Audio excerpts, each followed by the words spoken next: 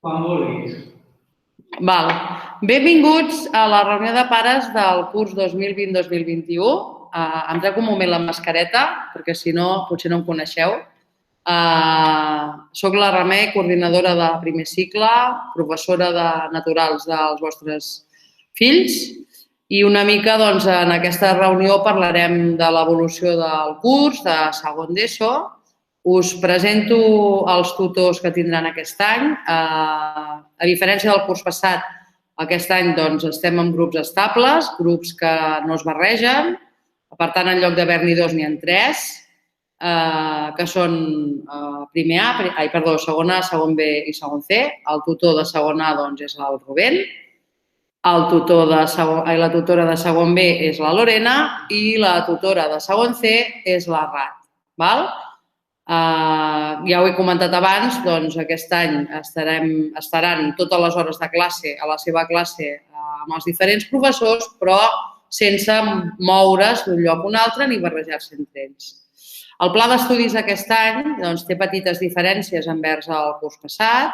Hi ha alguna hora més de català, alguna hora més de matemàtiques. Tenen, a diferència també les optatives, aquest any, per desgràcia, no són optatives, perquè, com que no podem barrejar els grups, el que hem fet ha sigut fer 4 optatives bimestrals, de manera que tots els alumnes faran les 4 optatives, d'acord?, a la seva classe. I finalment, a final de curs, tenim el treball de síntesi o el crèdit de síntesi, que és el mes de juny, que, com jo els havia promès, hem programat que ells siguin els que puguin anar aquest any a Cala Giberola, però, evidentment, tot això dependrà de com evolucioni la pandèmia. Bé, us comento una mica el tema de l'avaluació, igual que l'any passat. 4 coses. Recordeu que avaluem per dimensions, que l'aprendre a aprendre és el 15% de la nota, que l'actitud és un 10% i que el 75% és la resta de dimensions, que sabeu que hi ha algunes matèries que n'hi ha una, o dues, o tres. Això ho tindreu en el dossier de pares que teniu penjat a la web de l'escola.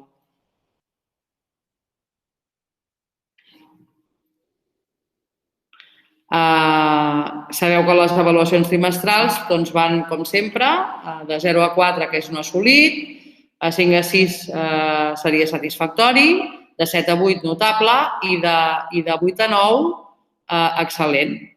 Aquí tenim una mica l'horari de trimestrals. Fixeu-vos que tenim un horari del primer i el segon trimestre, com sempre, amb un cap de setmana al mig. A diferència del curs passat, que barrejàvem els alumnes de primer amb els alumnes de segon, aquest any, evidentment, no els podem barrejar, però com que estan molt separats a la classe, no tindrem cap problema. Vull dir, cada curs farà l'examen al mateix temps, però cada alumne a la classe corresponent. Al tercer trimestre tenim un horari diferent perquè el dilluns dia 24 és festa i, per tant, en lloc de ser dijous i divendres, és dijous, divendres, dimarts, dimecres. Igual que el curs passat, si no poden assistir a un trimestral, i està justificat, que després ja en parlarem, hi ha unes dates de setmanes que han de fer aquestes recuperacions. A final de curs tindrem l'avaluació ordinària, com ja sabeu de l'any passat que aquesta avaluació no és de fins a 10, sinó fins a 4, i que, per tant, l'1 seria el no assoliment, el 2 satisfactori, el 3 notable i el 4 seria l'excel·lent, i que les qualificacions s'entregaran sobre el 8 de juny i si han suspès alguna matèria a l'ordinària, igual que el curs passat, hi haurà un calendari d'exàmens finals extraordinària que faran en aquests dies del 15 al 18 de juny i després us donarem les notes a final de curs, tant ordinària com extraordinària, en unes dates concretes. Esperem que presencials, però si no, hauran de ser online.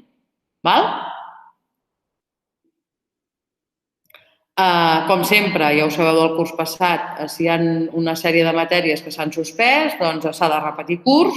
L'any passat també és veritat que va ser un curs molt excepcional amb el tema del tercer trimestre, que tots recordareu que no va comptar a dins de la nota global i això va fer que alguns alumnes que potser haguessin hagut de repetir no haguessin de repetir curs i al contrari, alguns alumnes que que van millorar molt, doncs es va tenir en compte aquest esforç i, per tant, van passar de curs. Aquest any esperem que sigui una avaluació molt més normalitzada.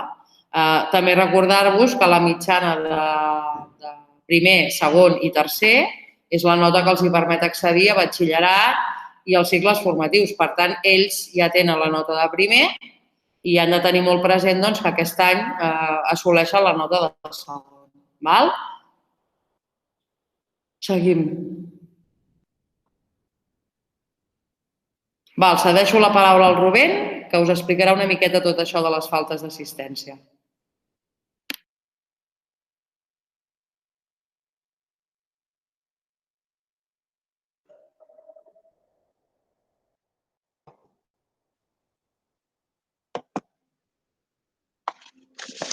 Bé, com cada curs, en principi el que demanem de les faltes d'assistència és que si es saben amb antelació, que es notifiquin mitjançant l'agenda amb una nota dels pares per justificar les faltes, de manera que si els alumnes ens informen als tutors amb antelació, nosaltres podem introduir aquestes faltes justificades a ClickEdu, de manera que ho podríem veure tant a secretaria com a altres profes i quedaria automàticament justificat per evitar problemes de que després es truca a casa i estava justificat. De manera que és important això, que ens ho notifiquin els alumnes si es pot saber amb antelació, sempre els tutors per introduir-lo dins de la plataforma de ClickEdu. Si hi ha una falta d'assistència algun dia que tenen algun control parcial i està justificat, igual que l'any passat hi havia unes dates concretes per la recuperació d'aquests exàmens pendents de fer, aquest any el que es farà serà un horari especial perquè les recuperacions d'aquests exàmens pendents es realitzaran al llarg d'una setmana dins de la classe per mantenir el mateix grup. De manera que les setmanes estan indicades aquí al PowerPoint, hi haurà 2 setmanes per fer aquestes recuperacions d'exàmens pendents cada trimestre i les podran fer sempre i quan estiguin justificats. Si les faltes no estan justificades, aquests exàmens pendents els faran els dies de les recuperacions de curs i la nota màxima serà d'un 5. Si estan justificades, la nota serà la nota que hagin tret a l'examen quan el facin. Després, també és important, si aquestes faltes d'assistència és perquè falta 1, 2 o 3 alumnes per qualsevol motiu, els exàmens els realitzaran en aquestes dates fixades, però si hi hagués una falta d'assistència més generalitzada, que esperem que no, a nivell de tota la classe o d'un grup gran dins d'una classe, llavors després es programaria d'una manera diferent a la qual tenim aquí programat per si, torno a insistir, és una falta d'assistència de 2 o 3 alumnes que no poden assistir a les classes.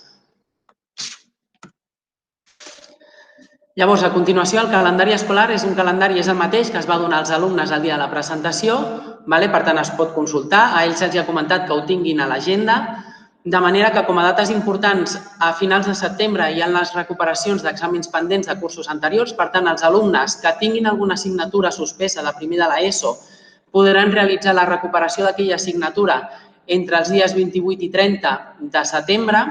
I després les dates dels exàmens trimestrals, que ja s'han comentat abans, estan marcats amb la simbologia d'ET, però com sempre a finals de novembre, començaments de març i finals de maig. Sempre les recuperacions són unes setmanes després, però també molt important, les notes s'enviaran a través de ClickEdu o per correu electrònic.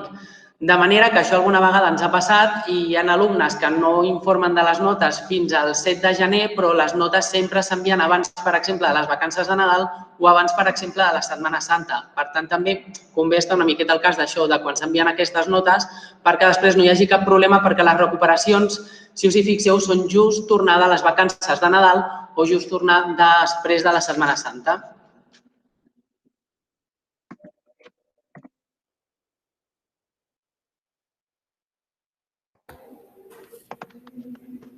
Hola a tots. A veure, pel que fa al tema de les assignatures complementàries, que ara ho haureu projectat, com cada any tenen 3 assignatures diferents que passaran tots els grups per elles. Cada trimestre canviaran.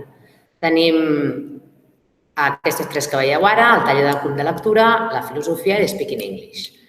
Pel que fa a les extraescolars, aquest any estem pendents. Encara no sabem si es podran fer o no o en quines condicions. Quan les autoritats sanitàries diguin les diferents condicions en què ens trobem, doncs ho adaptarem i us notificarem. D'acord? Una cosa que hem de tindre clara és que aquest any no hi ha hàbits d'estudi. Per tant, sota cap condició, els nens es poden quedar de 5 a 6 a l'escola. D'acord? Sols de 5 a 6 hi haurà els grups de reforç, que seran grups estables i serà el mateix grup classe que tindran. A l'horari d'aquests grups de reforç ja us ho anirem dient conforme ho anem confeccionant la direcció. Pel que fa a l'equip de professors, els tutors, com ja us ha dit la Remei, som el Rubén Sebastián, la Lorena Rànio, que soc jo, i la Rat Morera. Aquí teniu les hores de les quals disposem per atenció a vosaltres, d'acord? Sempre la notificació la farem a través de l'agenda dels nanos, que és el nostre punt de comunicació comú. Hem de tenir també clar que aquest any les tutories no podran ser presencials. Per tant, seran sempre online o telefònicament en cas que no puguin ser-ho. A disposició vostra, també anirem mirant.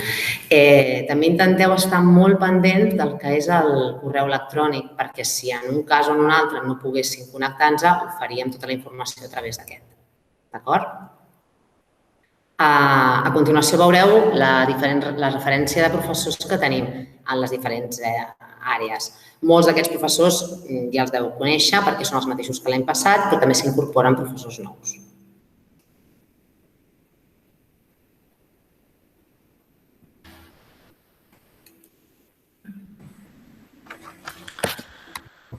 Bé, aquí teniu les sortides i les activitats previstes. El primer trimestre no es podrà fer res d'això degut a la pandèmia i esperem poder fer les activitats del segon i el tercer trimestre. Això dependrà una mica, evidentment, de la situació actual.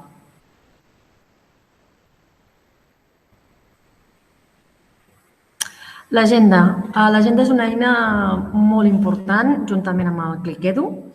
Penseu que és un dels vehicles de comunicació amb els tutors, amb l'escola, i, per tant, és important no només que ells, com a alumnes, aprenguin a utilitzar-la i aprenguin a ser autònoms, sinó també, com a pares, anar revisant. Recordem que són adolescents, per tant, d'una banda, han d'aprendre a ser autònoms, però, per altra banda, hem de fer un seguiment del que apunten i que tot estigui correcte, perquè és un hàbit de treball. Teniu, per exemple, en una part de l'agenda, teniu les notes dels exàmens. Es poden anar revisant. Notes que hagin posat els professors. Tota una sèrie d'activitats o d'informacions que són importants que aneu revisant de tant en tant. També a l'agenda teniu les normes de convivència que haureu de revisar. El dia de la presentació se'ls va donar un full de les normes que heu de tornar assignat, però evidentment l'heu de tornar assignat un cop hàgiu revisat l'agenda, tingueu l'agenda la setmana que ve i hàgiu revisat les normes amb els vostres fills. També en l'agenda trobareu tots els temes referents al mòbil. El mòbil ja sabeu, igual que l'any passat, que no es pot fer servir a l'escola, a no ser que el professor vulgui fer una activitat i doni permís per fer-ho, però tot i així és molt important que tinguin en compte que sota cap concepte poden gravar, fer fotos als companys, etc. També a l'agenda trobareu les sancions corresponents a l'ús passiu i a l'ús actiu del mòbil. Bé, aquí teniu les comunicacions entre l'escola i crec que això és tot. Bé, jo només per acabar la presentació, doncs, de donar-vos la benvinguda a tots a aquest nou curs. Espero que sigui un curs molt més normal del que tots ens plantegem inicialment. Per qualsevol dubte que us hagi quedat d'aquest any, correu electrònic a qualsevol de nosaltres de qualsevol cosa. La direcció de l'escola penjarà un altre vídeo amb tota la informació referent al tema Covid, el tema mascareta, el tema condicions de classe, el tema etcètera, que això ho tindreu a part. Però si, repeteixo, hi ha algun dubte sobre el que hem explicat avui o sobre el que pengi la direcció de l'escola, doncs ens adreceu un correu electrònic i estem a la vostra disposició. Moltes gràcies per estar atents i ens veiem aviat.